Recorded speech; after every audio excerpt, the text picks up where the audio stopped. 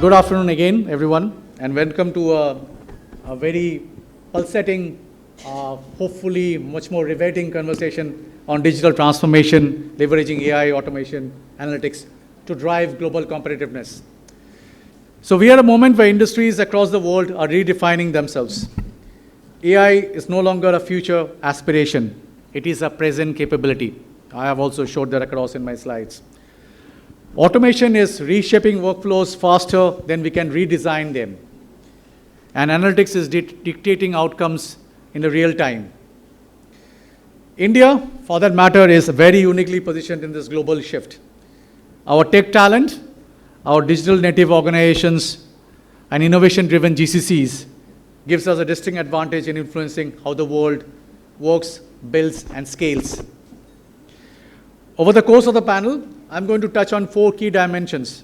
They are how AI and automation are transforming industries, the capability building and workforce transformation, HR as an enabler of digital transformation, which also includes culture, ethics, and leadership mindset, and definitely the future, which is India's global competitiveness in the age of AI. Today we have exceptional, seasoned industry leaders representing technology, HR, leadership, capability, development, healthcare, digital media, all bringing different lenses to the same question: how do we unlock global competitiveness through digital transformation? I'm excited to dive into this conversation with them. Before we start, let me put down my thoughts on the construct and flow of the panel. As a moderator, I would invite each of the panel members for their opening remarks, speak on the theme for maximum 1 minute, their initial perspective, snippets from their corporate journey, how the company and business has fared leveraging AI analytics in the last maybe a year or so. I would also have a set of questions for each of the panel members. There will also be a cross-panel question, which means it can be asked to any of the panel member. And I request the panel members, when they are giving the response, to have a storytelling narrative incorporated, okay, so that it is highly appreciated, and everyone in the audience can also align. Later I will ask the audience, okay, I will take at least 3 to 4 questions from the audience, so please prepare yourself for the questions. Identify yourself before you ask the question. Others from the panel can also chime in. At the concluding part, I would request each of the panel members to sum up in 30-odd seconds, basis the exchange of ideas, their concluding remarks, their parting shot, what message they would like to leave behind for the audience in particular and the community in general.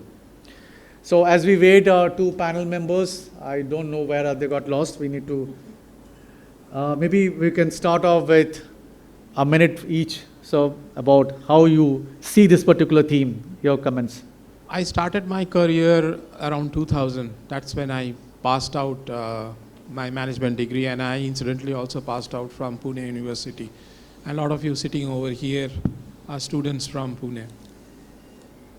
Technology was just beginning to make its entry at that point of time. The internet had come, we had moved on to emails. I feel that since then, the rate at which things have changed has become faster, and AI probably would be a very significant change that would we will have to absorb, that is going to impact us in the next 3 to 4 years time. Yesterday night I was watching a podcast. It was an interview with Mr. Khosla. Pranay Roy was taking on a YouTube channel, and he said something which is I really felt very, very impactful, that AI is going to kind of play 2 roles. It is going to make access of education, healthcare, and a number of other things to the people who are poor, who can't afford. He gave a very interesting example also, that how when we were in school, we had these tuition classes. Probably they will become irrelevant, because now you will have AI can be utilized for access to that, and which is going to become free. So just imagine someone who can't afford a costly tuition would have that as an access. But there is a word of caution also, and I think as we kind of move on into the discussion, we will see all the aspects of it. For a country like India, policy is determined by its politics. So you have two options. How does the entire thing play out in terms of policy making, and where we place our priority is going to be very, very important. And the last part, I really liked what Prasenjit mentioned, that how is the future of the work going to play out. And on that part of the thing, I feel that India has got some strengths. Prasenjit also ended with a slide which talked about India's strength and what India can do, what the people can do. We, at this point of time, have a demographic advantage. That is, we have a vast young population. 10 years down the line, we are not going to have that demographic advantage. For India, the important thing is to make the move fast. And as you know, that's going to be the critical part of it, because in the next 3 to 4 years, the immediate thing that will happen is that a lot of businesses are now going to use AI to augment what they are currently doing manually. So that there is going to be some amount of job losses. But since there are a lot of MBAs going to sit over here, the good part of the story is that what I read in some of the places, people who have got experience, who have done their engineering, MBA and other education, high-end qualification, for the next 5 years, it's a golden period for them. Your experience and what technology can do enable you to do much more easily, gives you a huge scope for you to move on to the next level. And I think that's very exciting. It's something that should kind of excite everybody. And one of the things on the lighter side, I have been coming to World HRD Congress I was talking to Prasenjit there almost for 20 years now. 20 years before, when I used to come, people used to clap when we used to receive awards, when you used to speak. Then over a period of time, I realized that this started subsiding. And last 2 years that I have been here, I saw that, not many people clap anymore. So probably 3 years down the line, when I will come and there will be much bigger presence of AI, Prasenjit will create a tool where claps would be getting created. And so why I'm saying this is ultimately human being drive technology. I'm from HR background with 25 years of experience in HR. And AI has been created with human intelligence. There are certain things which humans can do better. So what is it that they can do better? And how they can leverage technology is something that we will have to figure it out. And I think that's my context, and that's what we kind of... I'm very excited about the future of the country, provided we make the right steps. China, around 7 years back, last year I was in Shanghai, and I was very impressed with one thing. China, 5 years back, made it a national goal that leadership in AI is one of their national goals. In China, it's much more easy to implement decisions. It's not a democratic country, we are, and we take a lot of pride in that. But at the same time, this is my my experience of traveling wherever I have been to, and since I'm also doing a PhD, is that India has got great talent. All that it's needed is to kind of have the right framework put around, and where the private sector should also contribute meaningfully. And that's where is currently a bit of a gap, as I see. So that's the premise. Thank you, sir. Ma'am, please. Thanks, Prasenjit. Great thoughts, Anirban. Hi, everyone. Good evening. I will stick to being short and probably and likably sweet, if you can say. But for me, AI is not technology. AI is a way of life as we speak today. It's not a going to tense anymore. It's the happening tense now. And, I think it was a time where we used to hear the word technology around 5, 10 years, 15 years ago.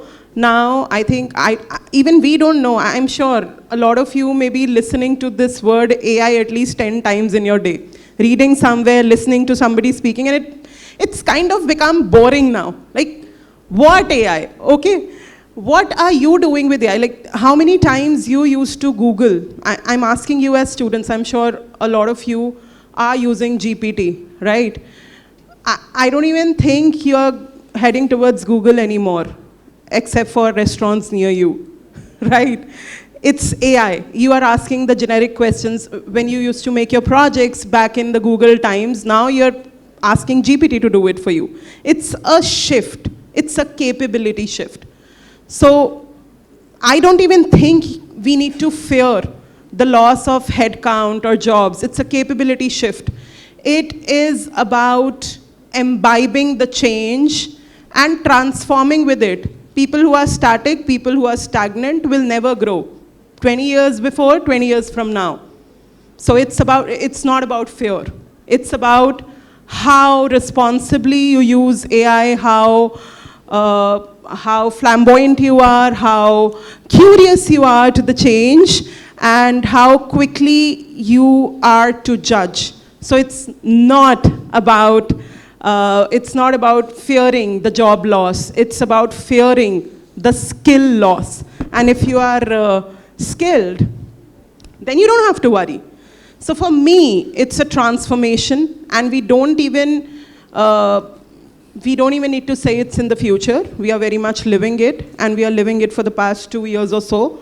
And I'm sure we have been experiencing it in a lot of ways, whether we are using the daily, anybody who reads dailies, all those articles that you read are no more human-generated articles. They are AI-generated articles. But the good news is, human judgment still persists. It's the EQ that makes us humans, and AI whatsoever will never have it.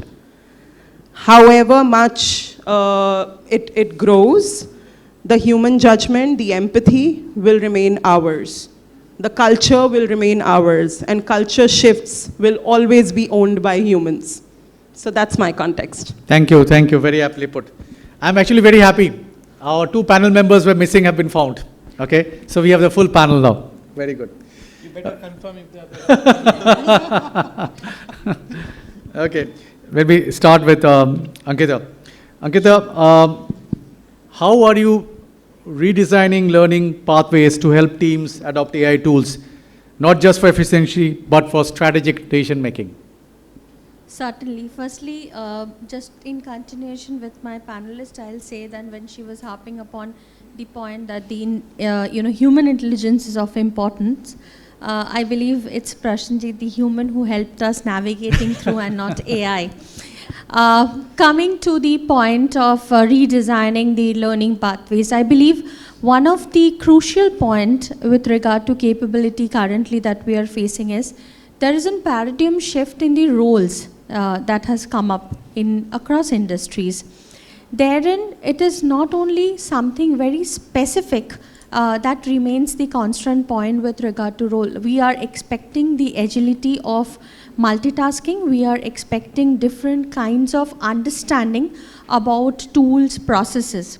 So with regard to defining the learning journey, I believe there is a lot of mix and match which is happening currently, and which we as an organization also have taken up as a practice.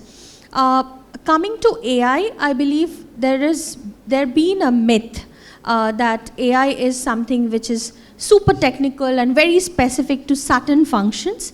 I believe we are also breaking down that particular piece, stating that AI is all inclusive, and we are trying to see that how do we are putting that across, that digital quotient for all the roles in all the learning pathways, so that they get the confidence not only in terms of understanding what is AI, but also to help them implement that into their respective roles. I hope I have been able to answer your question. Yeah, thank you. Yeah.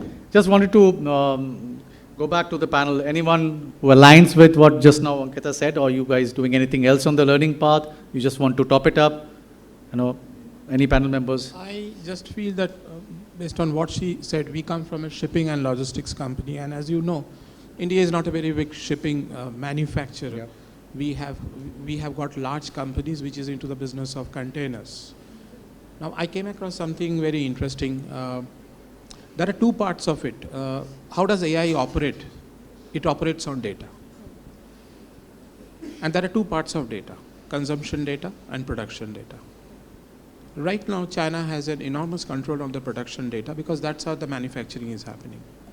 We have got consumption data, and that is why you will see the Western market, large Western multinational companies are kind of very much interested in what India is doing. Whenever you switch on your phone and whenever you are looking for a advertisement, restaurant, or anything that you are searching on, that's data. Yeah. 1% of the global trade is what we are doing right now. And there is all the movement of ships that happen, the quantity of volume that is getting uploaded, downloaded in any of the places is what we are working on. Organizations like us are working on to kind of see that how we can leverage this for information flow on a real time, faster rate, so that we are able to build competitive edge. Now, what both of the panelists said is very important, and I think they touched upon the fact that ultimately there is going to be an upgradation of what we as humans are able to do, our capability and skill. So people, but this is the way I see it, this is going to be a very powerful tool in your hand. You can call it a resource, you can call it a tool, or whatever way, which is going to be able to augment what you can do possibly.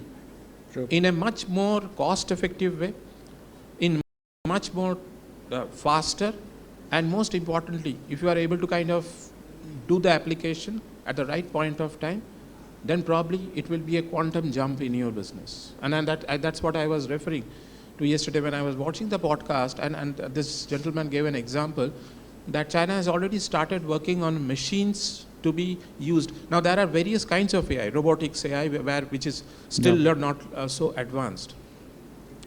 But I also visit a startup incubation called iCreate, which is in Gujarat, and there are a lot of Israeli startups which come over there. They are also working on medical equipments. Right.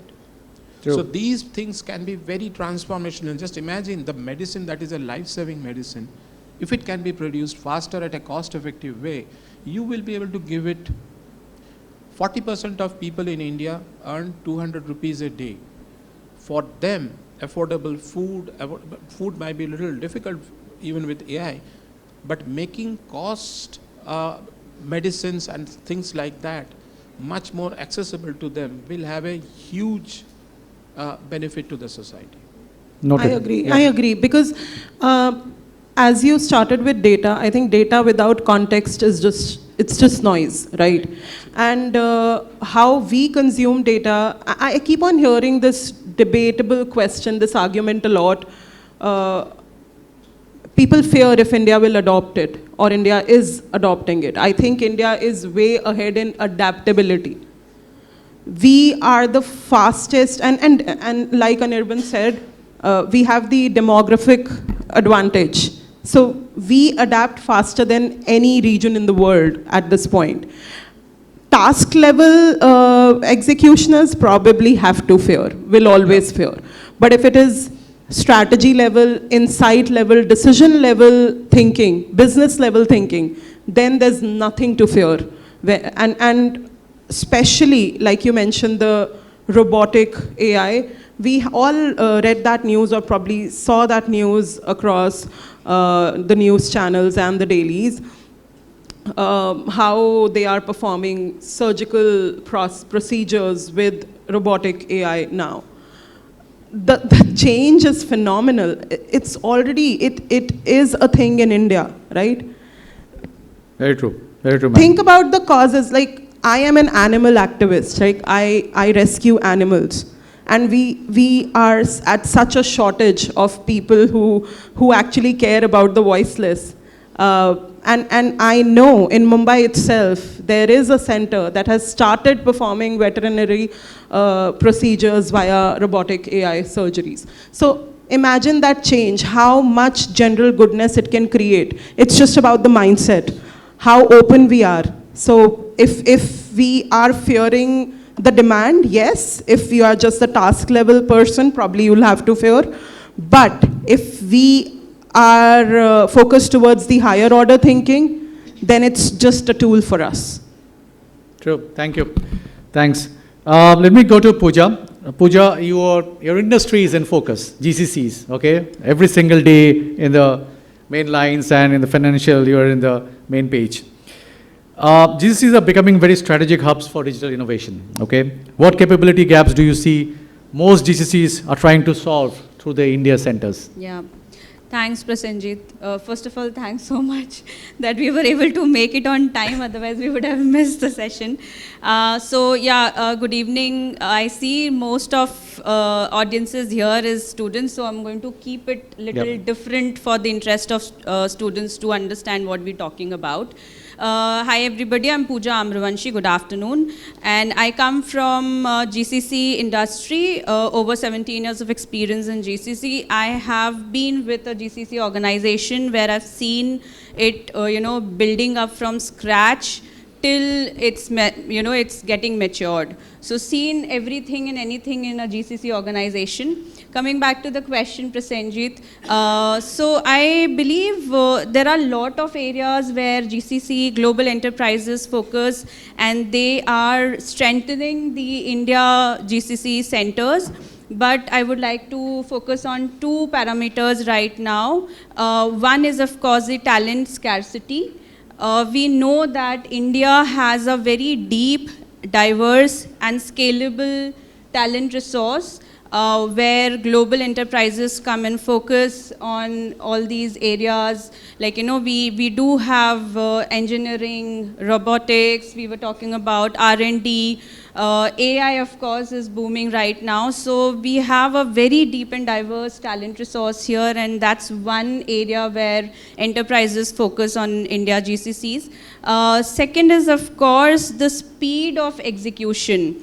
There is a model which is basically called follow the sun model, where the global enterprises will have that capacity or will have that leverage from the India GCC, that their operations or their work, continues, it moves on. Even if one geography has closed, another geography picks it up, and that's how 24/7 support is provided. So these are two major areas which has always been consistent for so many years, more than a decade, of course, but otherwise there is no limit.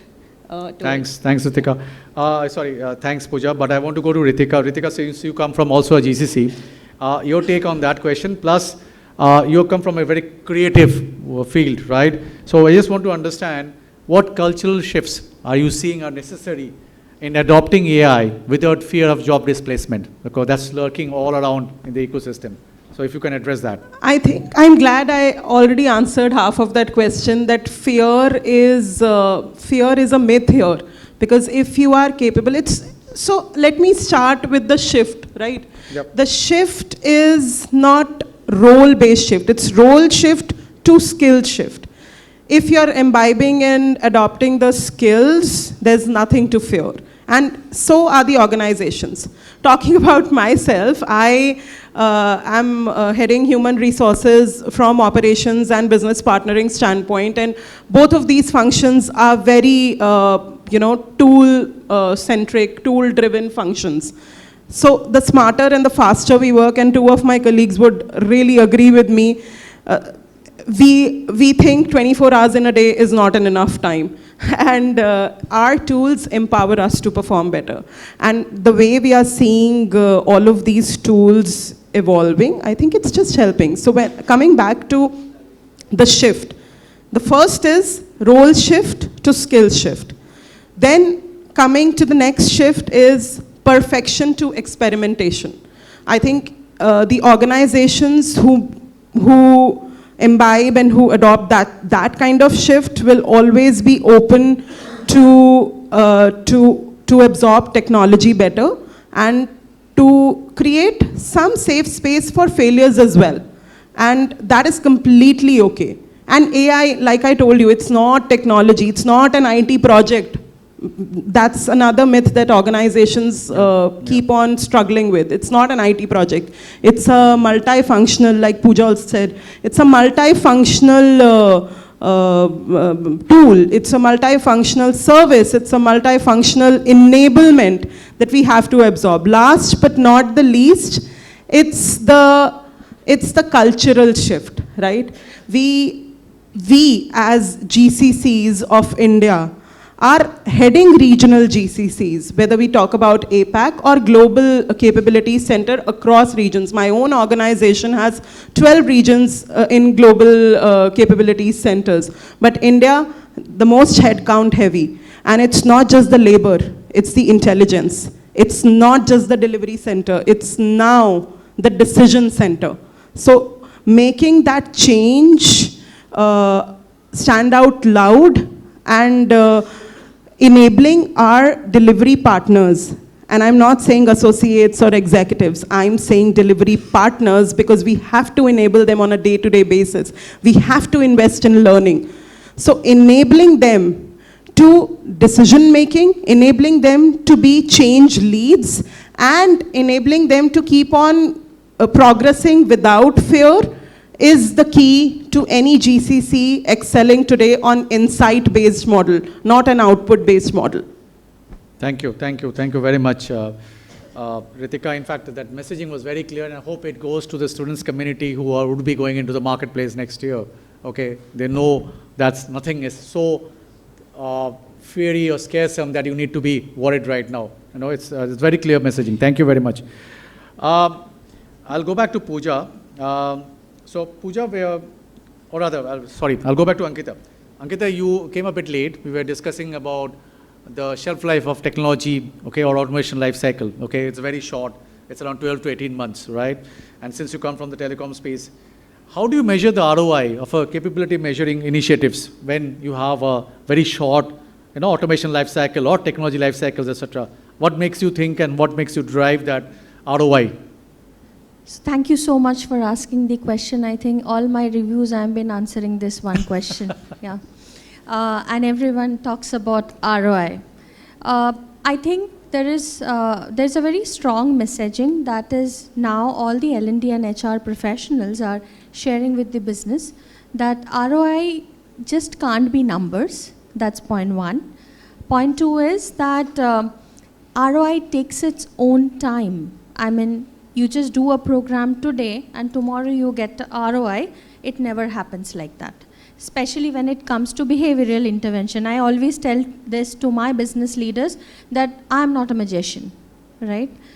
You have to give me that time. Definitely there will be a result, but then if you expect something to be a change overnight, that never happens. AI, you can do programming and it will throw that output. Human, you cannot do that. And we train humans majorly. So, so first half of your question, which is like the ever-changing things that is coming in technology, and as you correctly said, that telecom, we always say that, today we are practicing something, tomorrow morning there is a complete paradigm shift. And when I say shift, it is not only the technology, it's around things which is linked with the technology, be it a hiring, training, everything. So, I believe I touched upon on a very lighter note on the very beginning, that is agility, right? We are no more, so in telco, there's a common practice that earlier you were only hiring telcos and you were only hiring or training them into the telco products. We are away from that practice. If you see, we are hiring people from the cloud and space. We are having people from different technology background because we know that there is going to be different kind of changes which is coming in place. Having said that, as L&D professionals, something which we practice, and I'm in an organization which is around 150 years old, that we majorly focuses over the foundation. When I say foundation, if we talk about technology, if the foundation understanding about the technology is clear, then the built-up can happen, and it will not be a problem, to be very honest. So that's why I believe that foundation courses or putting the right foundation for each and every processes or the resources that we are hiring is critical. ROIs, we are, in my organization, we have a practice of publishing the ROI dashboards of the training effectiveness. To that, we are publishing both the quantitative ROIs and qualitative ROIs. One thing to also point out, we have co-ownership with business. It is not only an L&D or an HR KPI, it is a joint KPI between business and HR. Because today you are in training rooms, other 26, 24 days you are with business. So that's why this co-ownership with regard to ROI is extremely important. Thank you. Thank you. Thanks. Very, very well put. Going to my favorite topic, Ritika, marketing. Okay, that's my favorite. So the marketing world has been disrupted by GenAI, but it's also the function which has really embraced GenAI to a great extent. How is your GCC preparing talent for a future where AI co-creates campaigns, content, and other things? That's a very, very interesting question. So talking about creativity, creativity is a very key part of any marketing initiative. I think when AI comes into play, and our GCC is already, I think it's already on the way to transform our delivery capabilities with this strategy. So what AI doesn't erodes creativity. It erodes creative repetition. And I think if we know how to use a particular tool, it will always enable our creative output to a better output. For example, just a very small example that all of us, whether we belong to marketing or any kind of industry, just an email creation bit, right? 80% is first draft, but 100% is our judgment, detecting the bias, detecting the tone. And I think it's not even the prompt. It's about how we are analyzing the output. So whether coming back to campaigns and the marketing processes, whether it's campaigns, whether it's operations, whether it's analytics, or the creatives, it's about what tools are we investing in, how rapidly are we investing in the learning and embodying those tools. And I think our GCC is phenomenal because our headquarters being in the US, they are the epicenter of how AI came into play.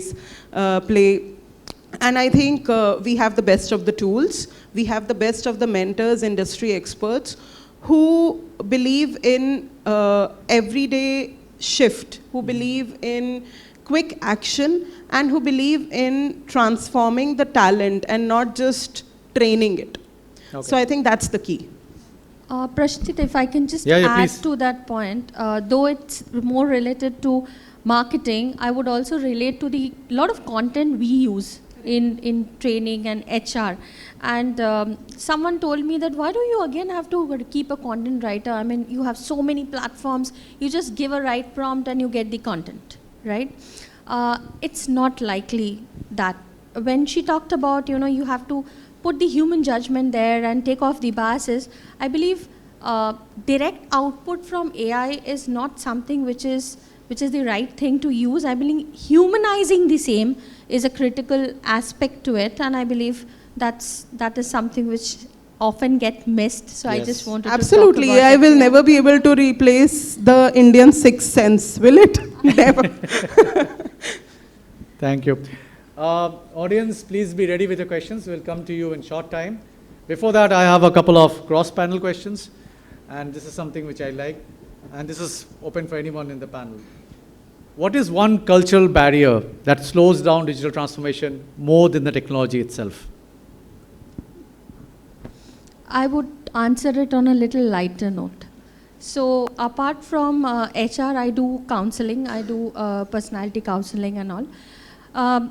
10 years, 15 years back, I used to do a lot of counseling, relationship counseling for the mother-in-laws and the daughter-in-laws. Oh, And often there was a twist in terms of bechara pati, like na idhar ka na udhar ka, and both the females thinks that one is going to take place and who's more of a priority.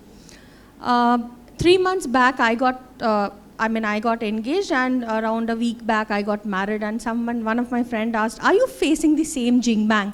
I said, I believe that nowadays mother-in-laws are more settled because they don't are into that kind of an insecurity space that, this new female is going to take my place.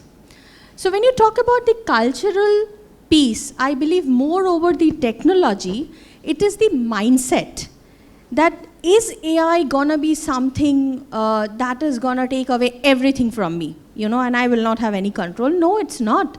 End of the day, artificial will remain artificial and human will remain human. And I believe that is the crux that I would like to talk about. Until we go into the world of AGI, which is some time to come. Okay. Anyway, anyone wants to augment that? Yeah, please. I just have one small thing, which is the transparency. I think leaders today need to be very, very transparent, because I think fear creeps in only when there's silence. When leaders speak, the rumors die. And leaders need to bring about that confidence in talent and enabling the talent, because everybody is ready. Like, we are using AI. It's not a future thing anymore. So reducing that fear and enablement, I think, is very important. That will really help us trod ahead of that barrier, that hurdle. Thank you. Our organization operates in 7 different countries, including Singapore, Malaysia, Thailand, Indonesia, India. We are in Middle East. As you know, shipping is something that is a global kind of a business. And 3 years back, our organization undertook a transformation exercise, which we are still working on. And I learned something which is very interesting. People fear, and this is something, if those of you who have seen the movie Spider-Man, they will be able to. People always fear something they don't know. So any transformation exercise, whether it is technological or whatever shift you want to bring, if people are not able to understand, comprehend what is going on, because, and my 25 years experience in different organizations has been that we normally tend to bring in a consultant who kind of helps us on the process. Then there are several other people who get involved in it. Somewhere down the line, an average employee feels a little insecurity, and that insecurity breeds more insecurity because he does not get adequate information. And if he gets some information, that's a negative information. That's not a very positive information. India has also got another unique trait in its culture. You go to Singapore, mostly people speak in English. You come to India, English is not technically our mother language.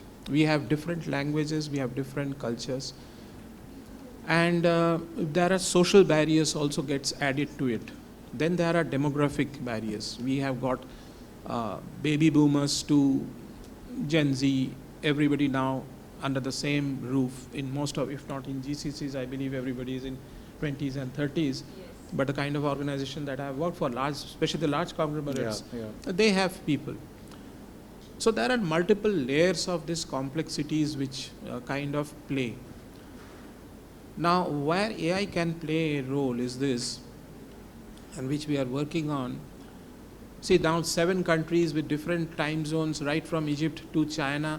I cannot have an HR person who will be available 24 hours a day to answer a call, when, any information you want to ask about leave or some policy.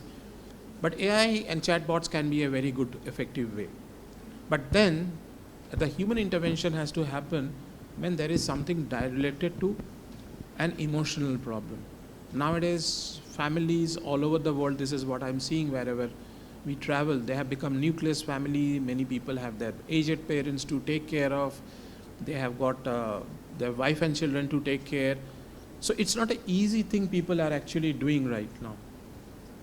So the biggest challenge before the HR people is to take care of the human part of the need, and then help with technology or whatever term we want to kind of use, additional resources for his accelerating the way he can operate productivity and business. Thanks, everyone. Pooja, you want to comment? Yeah, I'll just add on to it, like what our co-panels have said. I see, so I was talking to one of my colleague and they shared their journey, like they are from IT technology, and they shared their journey from almost from 2005 till date, how things have changed in IT and everything. So they told me, like nowadays when they hire, of course in our organization also when we hire, the difference between somebody who comes with 1 year of experience and 10 years of experience has drastically changed. It has really narrowed down. There is no limit that somebody who comes with 3 years or 5 years of experience cannot get that, position in the organization. In our times, we used to wait for 10 years, 15 years to be at this position we are at today. So times have changed, and of course, AI is changing a lot. So yeah, that's one point I just wanted to add. Thank you.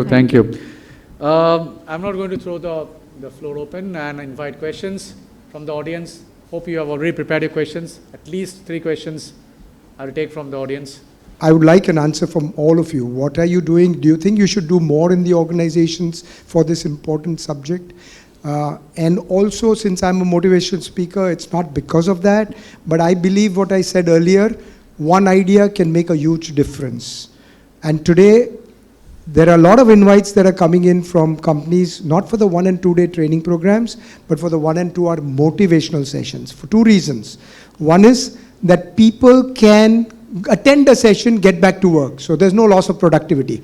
When you pull out people for a full day, then that day they are not working.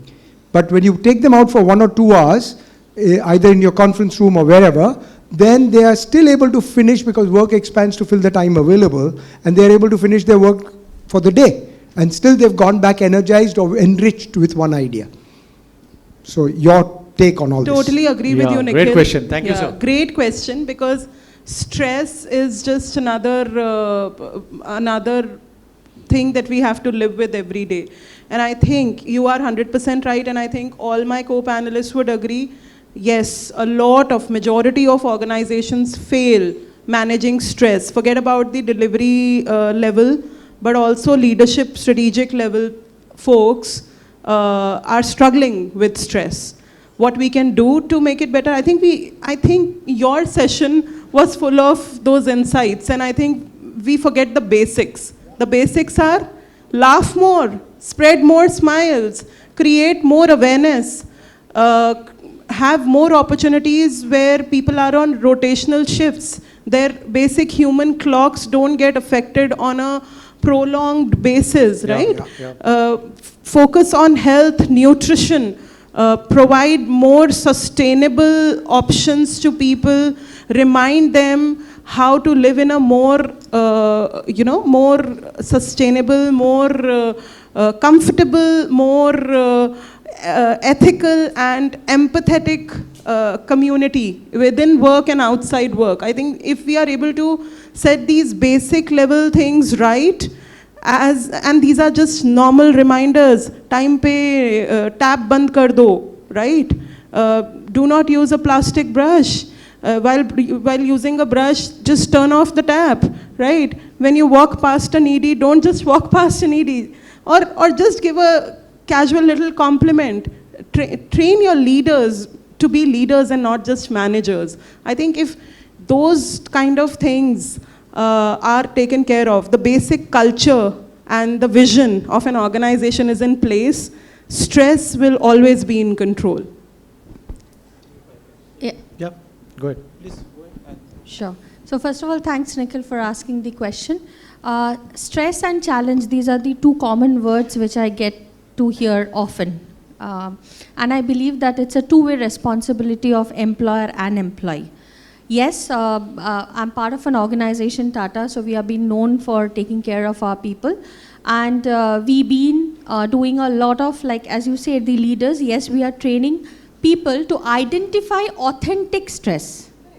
And I believe for everything we say stress. I'll tell you one common thing, like, I made a practice within my team. I said when you're on leave, you just put up out of office and just put up if anything comes in, just navigate to me. I'll take care of it. Still, I see them on emails in 2 or 3 days, and I asked, why do you do that? He said, I feel that there is a FOMO. कि कुछ हो गया, change, दुनिया बदल जाएगी types of thing. I believe this control is within our own hand. It's about how do we manage things. Yes, organization do have a responsibility of taking care of their people, because we are spending most of our waking hours. But I believe that, as even Ritika was talking about, that what you eat, I mean, what an organization can do about what diet you're going to follow. Still, we are doing that, believe me. We are doing connects with the nutritionist and the people who are trained on it to understand that whether do you actually have stress. Everything can't be stress. Everything can't be challenge. It is us who need to decide that how much we're going to take into our platter and how much we can consume. India-Pakistan match is also a stress, but it's a good stress.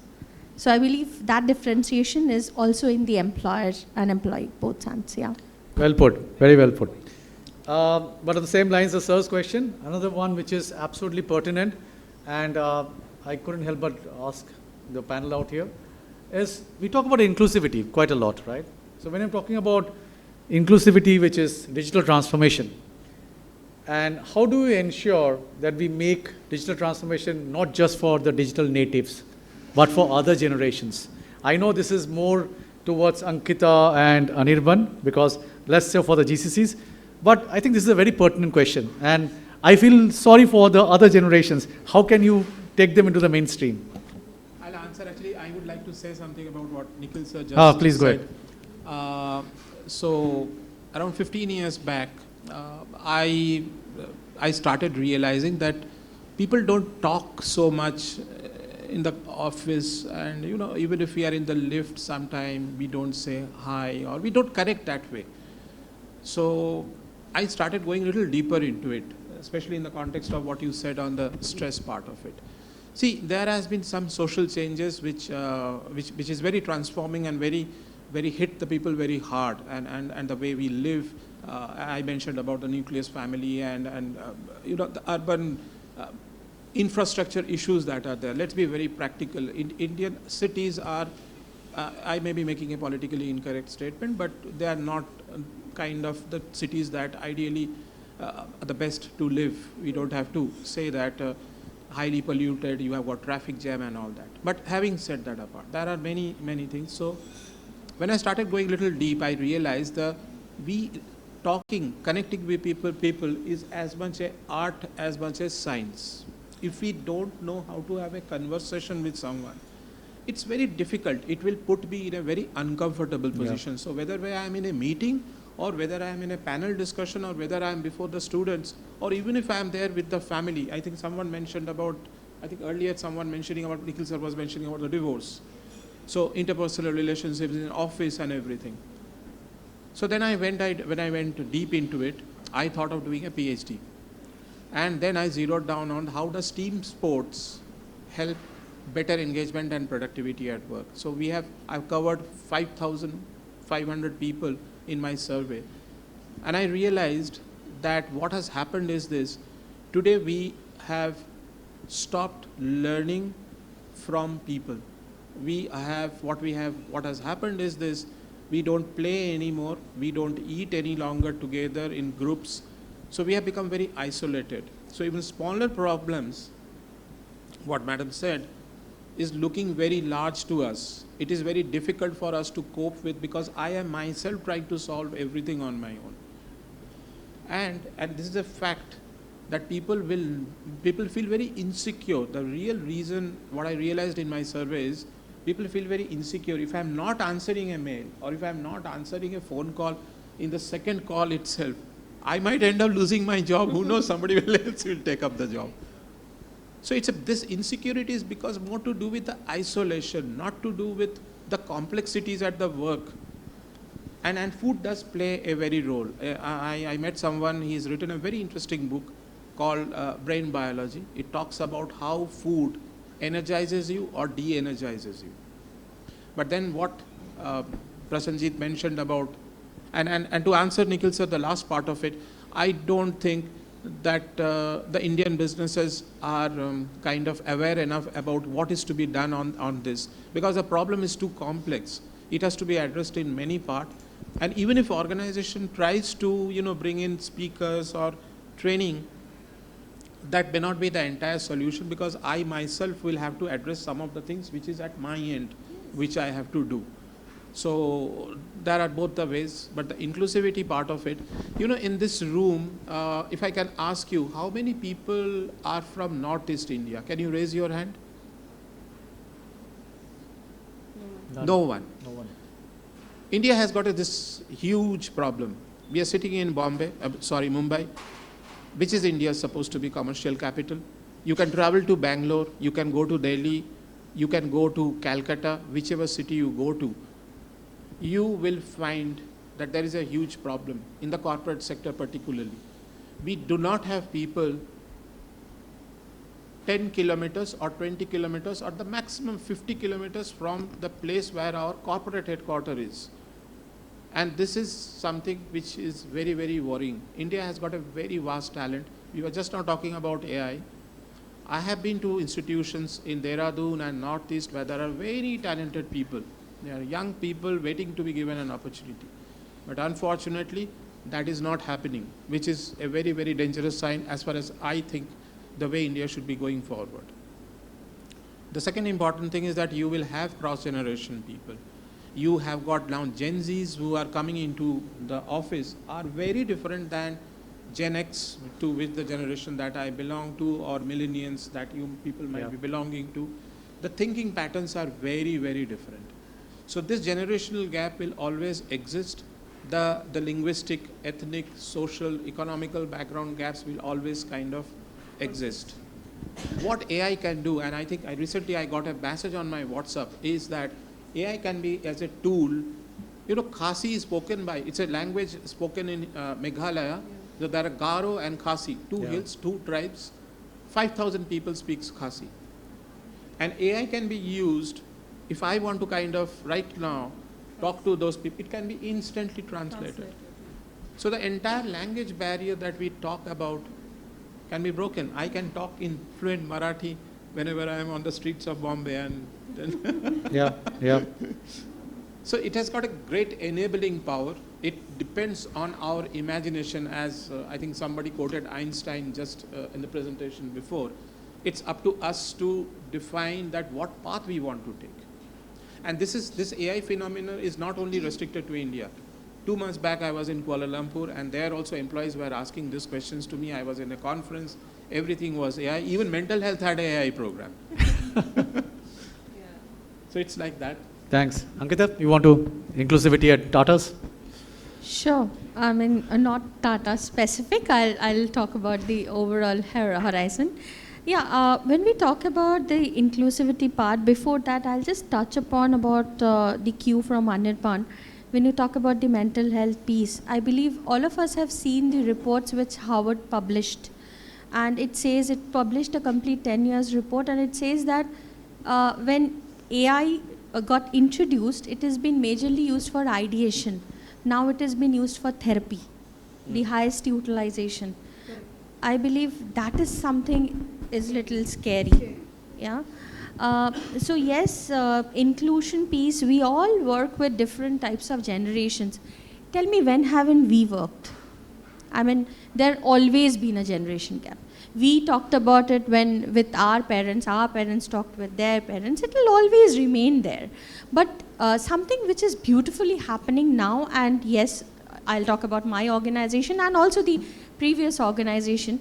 What we did is we tried to complement each of the generation to each other. There is a concept of reverse mentoring. There is a concept of learning from each other. And that will only come when there is a mental comfort and security in terms of that, what I can also contribute, and I can also learn from across levels and across generation. So AI, yes, the new kids who are coming, They are, sorry, my apologies, I know you don't like calling kids and all, so yeah. So they are basically training something, the technology tools to the generations before them, and they are also giving the kind of an, I would say, decision making power, the calmness into the decisions. They are also sharing with the new generation. Yep. I believe it is a complementing thing which is currently happening in the industries, and we create lot of rewards, sprint projects around that, which helps us in terms of creating that kind of imbalance. Thank you. Good evening, sir. Myself Pooja Patil. I'm an MBA marketing student from Indira University. And my question is like, what mindset should future manager adopt in this AI-driven world? What mindset? Sorry, What mindset? What kind of mindset? What kind of a mindset should a manager have? Future future manager Future manager have. in this This AI AI-defined world. Yeah. Oh, okay. First of all, he or she needs to be clear about the fact is that AI is just a tool and we will use it as a complementary to our role. That's one. I believe what is missing in the current managerial or leadership, I would call it, and which I believe all the HRs, as in I spoke around, and they are all trying to incorporate, is the authentic leadership. And it's or more called as authentic empathy. There are datas, there are dashboards, there are tools, analytics, everything is there. But the skill is no more an issue. But, influencing the will, identifying the potential, and channelizing the energy of your resources is something, if a manager can focus, that would be the great mindset they can have. I believe that openness is required. Yes. And I think I will just add on and build on to what Ankita just mentioned. It's a reverse question for you also, whether you just want to be a manager or whoever we are talking about has just to be a manager or they want to be a leader, Yeah. right? If we have to manage, I think our moms are managers. All of our mothers are amazing homemakers and managers, and we have to learn those management skills from them. That's the basic level management skill we all learn. But leaders, are we leaning into leadership? Are we ensuring we are critical thinkers, we are providing feedbacks in time, we are managing performances, we are leading by examples, we are not stopping learning, unlearning, relearning? Are we ourselves doing it, or we are just preaching it? So to be future ready is to first start living in it. And living in the future means getting into other people's shoes, understanding where they are coming from. And that's where our inclusivity also gets answered. Thank you. I hope you got the Thank you, ma'am. response. Yeah. Okay.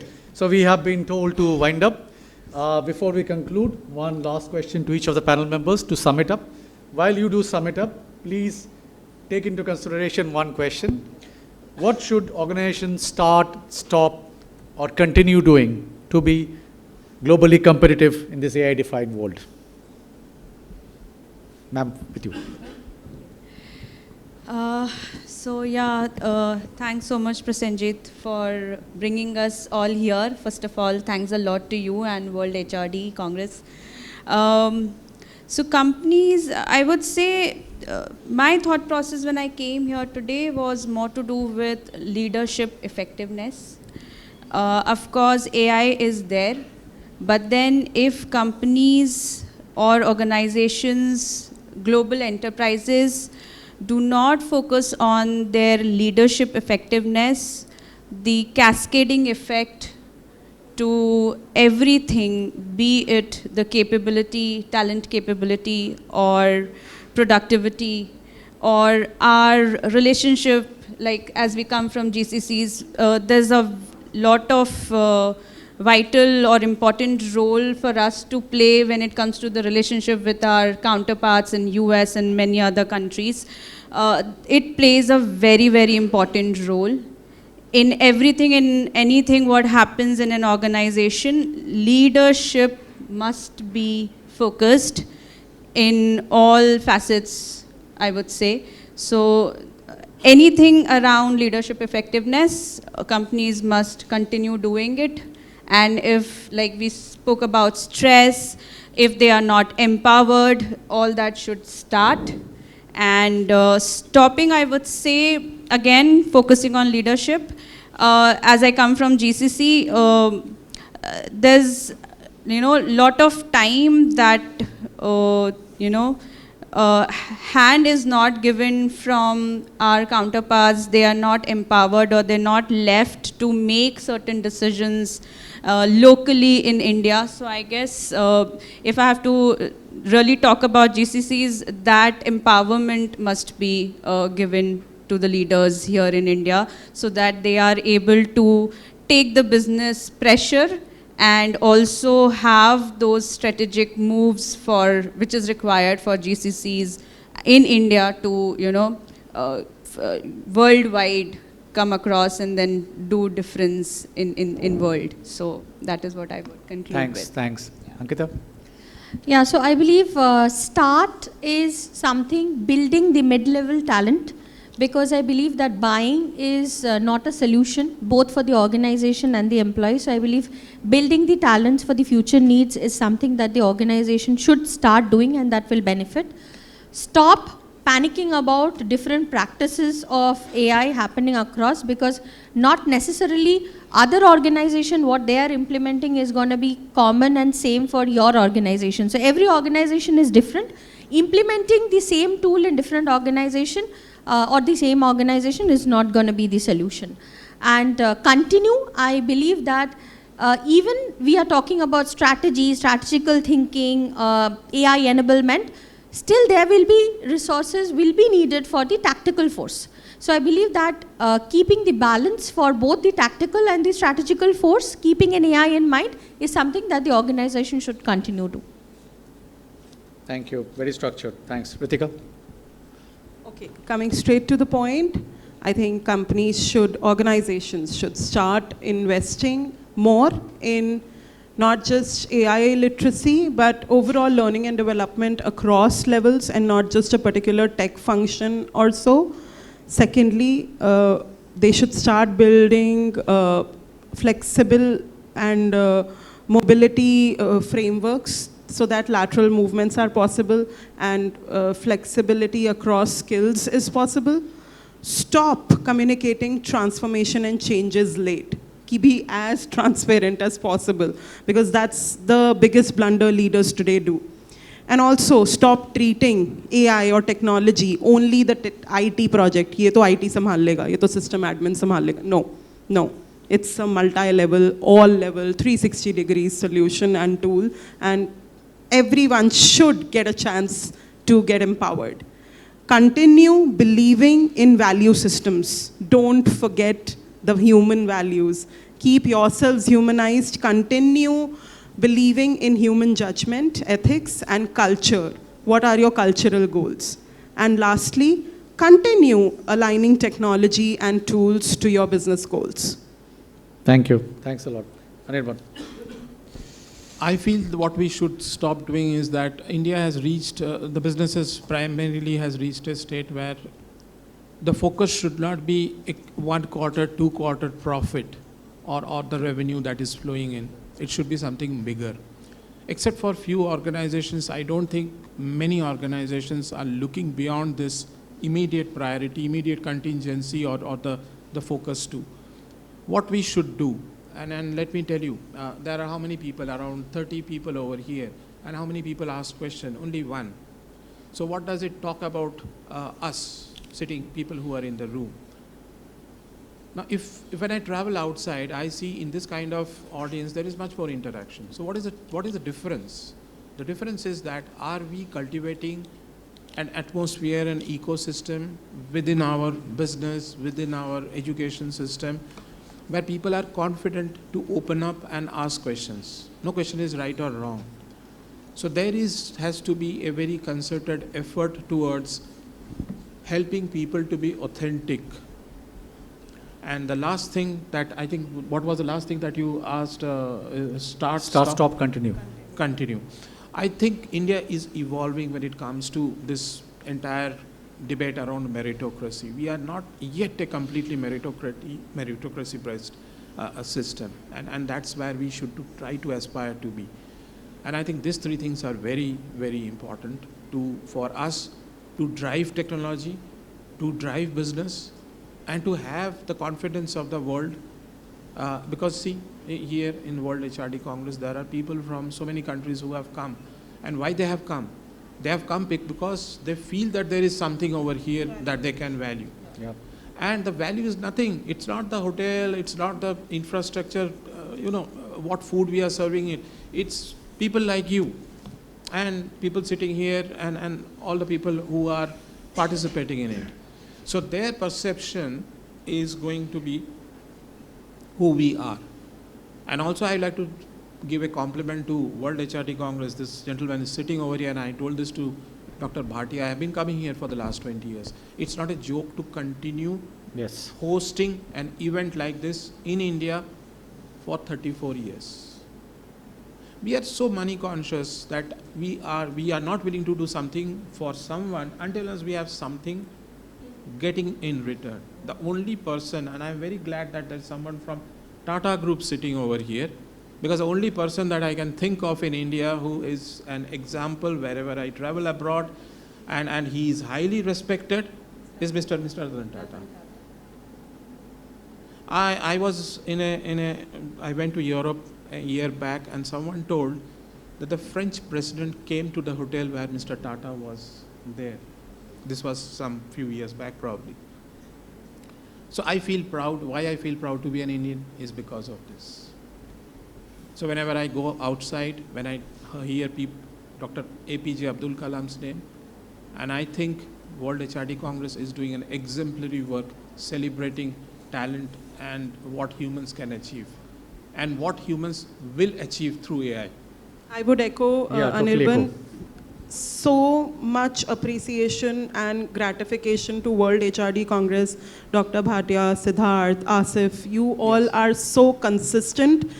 Actually, you are consistency icons, I would say, right? 34 years in a place like Bombay. We all know the challenges here and how difficult it is to really, turn this into fruition. This is phenomenal, and I would also give the spotlight to Prasenjit. You have been a phenomenal facilitator, moderator, and very patient one. Thank you for your knowledge has session. also promised us as a well. dinner. Huh? Oh, is it? Yeah. Thank you.